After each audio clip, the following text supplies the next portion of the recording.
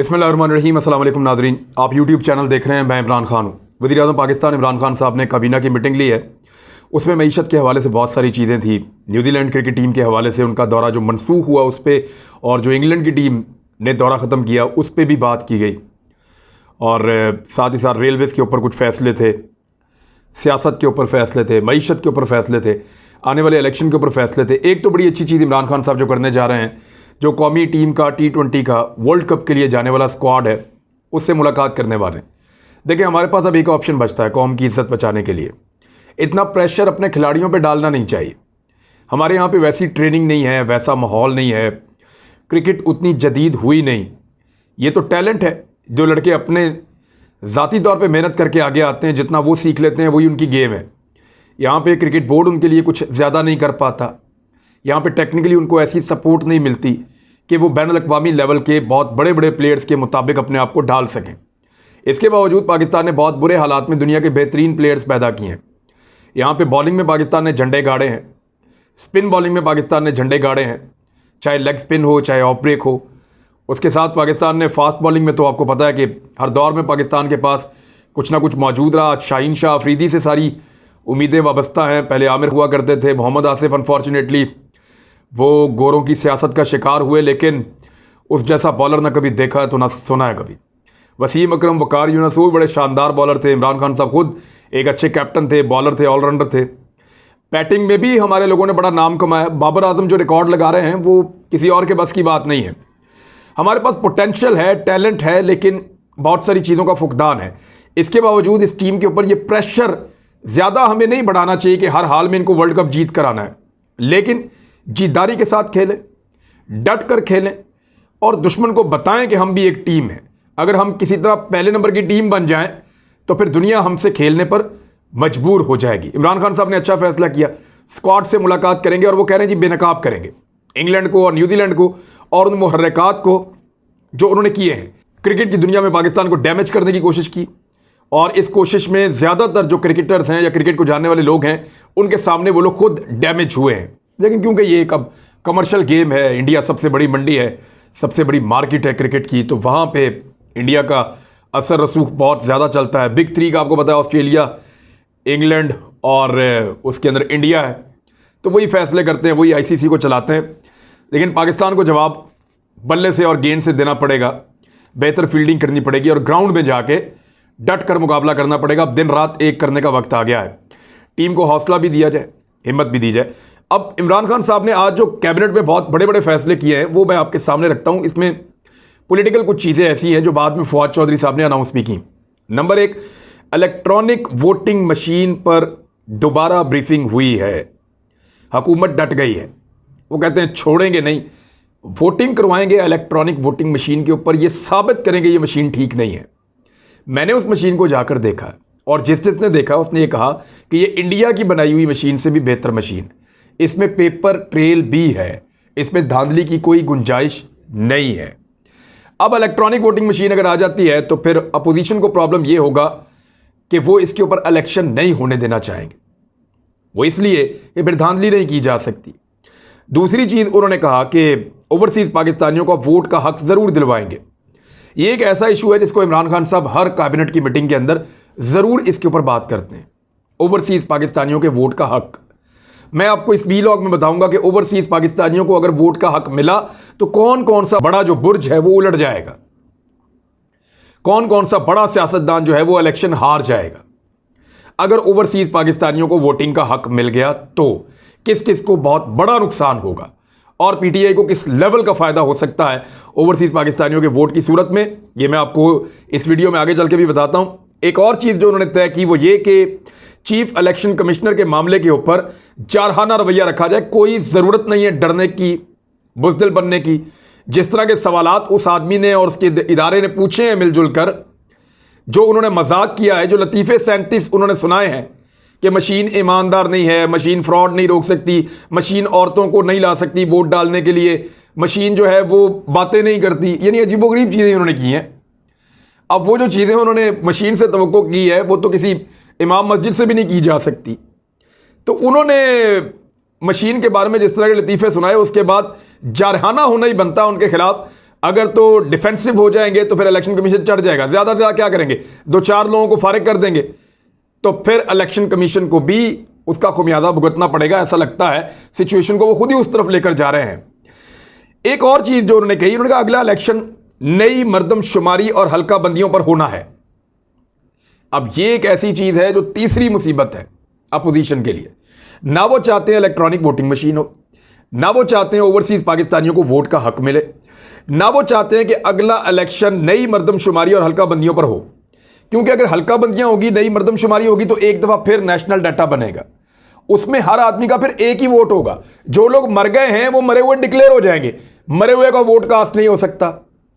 अगर कोई बाहर गया हुआ उसका वोट कास्ट नहीं हो सकता। अगर कोई आदमी मौजूद नहीं है, उस हल्के में है, तो उसका वोट उधर ही कास्ट होगा, इधर कास्ट नहीं हो सकता। तो इस तरह की चीज़ें जब होंगी तो ये अपोजिशन के लिए एक और मुश्किल है, क्योंकि यहां पे तो 20-20, 30-30 हज़ार जाली वोट पड़ा हुआ है, बनाकर रखा हुआ है। अब वो वोट जो है वो कास्ट करना होता है, और वो तभी हो सकता है जब आपकी मर्दमशुमारी जो है वो पुराना ही मामला सारा चले, हल्का बंदियां और वो सारी चीज़ें पुरानी चलती रहें, वोटर लिस्टें भी पुरानी चलती रहें।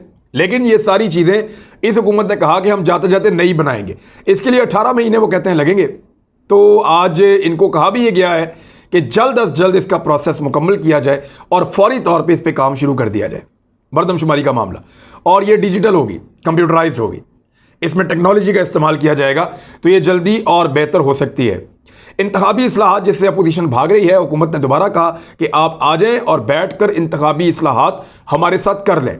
अब मैं आपको बताता हूं वो कौन से हल्के हैं जहां पे अगर ये वोटिंग होती है और ओवरसीज पाकिस्तानियों को वोट डालने का हक मिलता है तो किन लोगों को नुकसान होगा। ये मेरे सामने एक रिपोर्ट मौजूद है।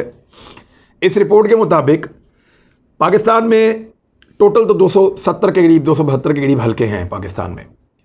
ओवरसीज़ वोटरों की तादाद कुछ 90 लाख बताते हैं, कुछ 1 करोड़ बताते हैं, लेकिन 1 करोड़ के आसपास ओवरसीज़ वोटर्स मौजूद हैं।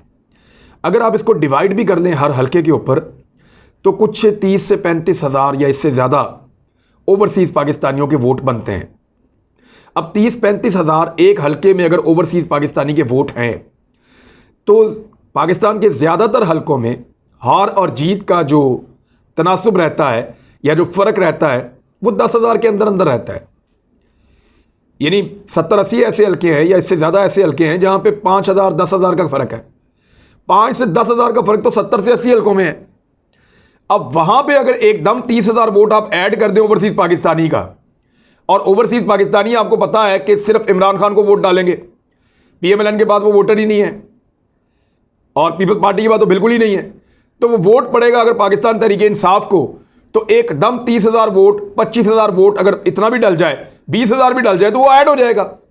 तो वो जहाँ पे 10,000 से या 5,000 से हार सकती है PTI, वहाँ पे ये 20,000 वोट ऐड हो जाने का मतलब क्या है, 50 के करीब सीटों का फ़र्क पड़ता है। मैं आपको कुछ बड़े अहम हल्के बताता हूँ जहाँ पे 1,000 के फ़र्क से इलेक्शन हुआ है। अब ये 20 हल्के हैं जहाँ पे फ़र्क पड़ा है, यानी हार और जीत का जो वोटों का फ़र्क था, यानी जीतने वाले उम्मीदवार ने कितने वोट ज़्यादा लिए, वो 1,000 के अंदर था। यानी कादर पटेल हैं पाकिस्तान पीपल्स पार्टी के, वो 746 वोटों से जीते हैं 2018 के इलेक्शन में PTI के उम्मीदवार से 746 वोट। ये NA 248 है। इसके बाद NA 131, जहाँ पे इस वक्त साद रफीक साहब मेंबर कौमी असम्बली हैं। अच्छा, वहाँ पे जो फ़र्क था 2018 के इलेक्शन में इमरान खान जीते थे, 756 वोटों का फ़र्क था। अच्छा, कादर पटेल के हल्के में कुछ 15,000 ओवरसीज़ वोटर हैं, 746 से वो जीतते हैं। अगर ये 15,000 में से 10,000 पड़ जाए तो कादर पटेल कहाँ गए, कादर पटेल के लिए मुसीबत बन जाएगी। इसी तरह ख्वाजा साद रफीक के हल्के में 45,000 ओवरसीज़ वोटर है। अब वो 45,000 ओवरसीज़ वोटर है और पहले वो हारे थे सिर्फ 1,000 से भी कम वोटों के फ़र्क से, और जीते हैं वो भी इससे बहुत कम है। तो ख्वाजा साद रफीक साहब की सीट भी खतरे में पड़ जाएगी, बल्कि चली जाएगी अगर ओवरसीज़ पाकिस्तानी को वोट डालने का हक मिल गया तो। कैसर शेख, ये PMLN के हैं, ये 840 वोटों से कामयाब हुए थे, सिर्फ 840 वोटों से, जबकि इनके यहां पे लगभग 9,000 ओवरसीज़ वोटर्स हैं। 9,000, 9 में से 5,000 पड़ता है तो फ़र्क बिल्कुल इलेक्शन का रिजल्ट बदल जाता है।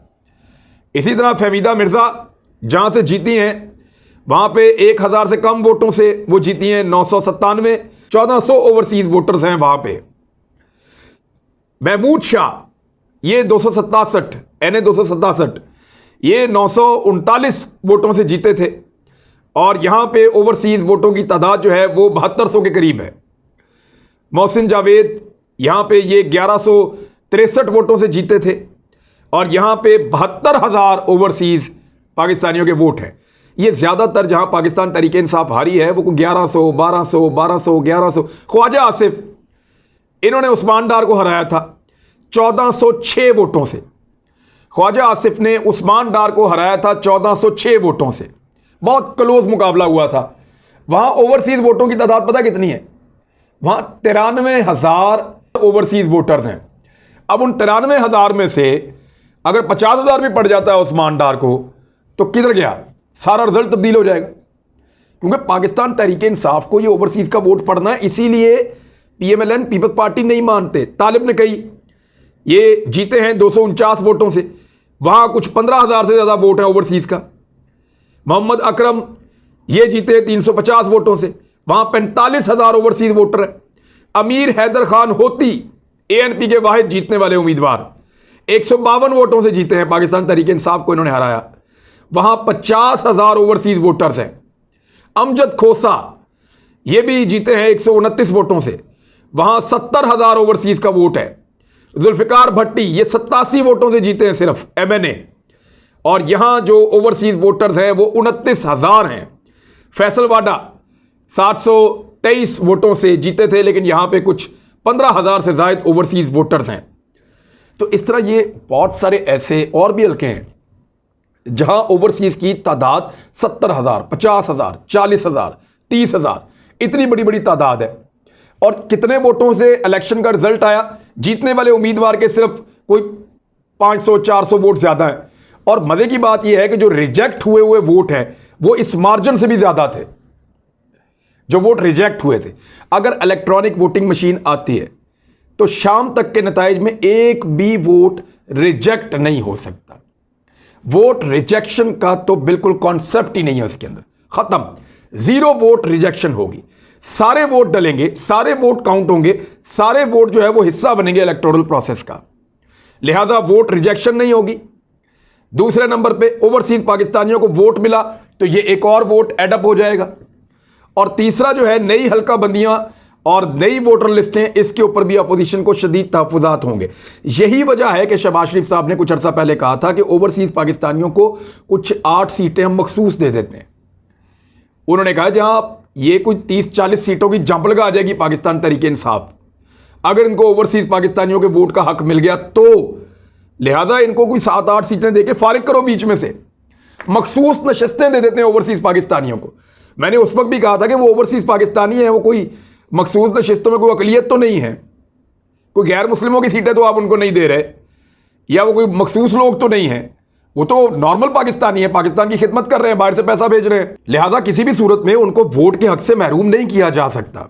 इसके ऊपर सुप्रीम कोर्ट का फैसला भी है और पहले एक दफ़ा ये वोटिंग करवाई भी जा चुकी है।